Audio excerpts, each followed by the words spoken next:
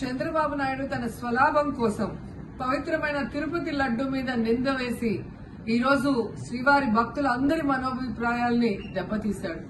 So మళ్లీ ఆ భక్తుల మనోభిప్రాయాల్ని పునరుద్ధరించాలని, దానికి సుప్రీంకోర్టు కలుగజేసుకుని ఇది విచారించి నిజానిజాలు తెలపాలని మొదటి నుంచి మేము కోరుకుంటూనే ఉన్నాం.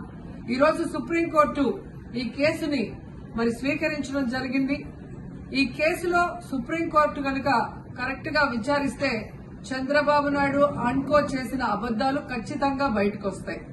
ఎందుకంటే మీరే చూశారు, చంద్రబాబు నాయుడు లాంటి వాళ్ళు ఒక సీఎం స్థాయిలో ఉండి తప్పు జరిగిందా లేదా అని విచారణ చేయకుండా, ఎటువంటి సాక్ష్యాధారాలు లేకుండా కేవలం జగన్మోహన్ రెడ్డి గారిని టార్గెట్ చేయాలి, ఆయన మీద నింద వేయాలి, ఆయన్ని హిందువులకి దూరం చేయాలన్న ఒక దురుద్దేశంతోనే ఈ యొక్క కామెంట్ చేశాడు.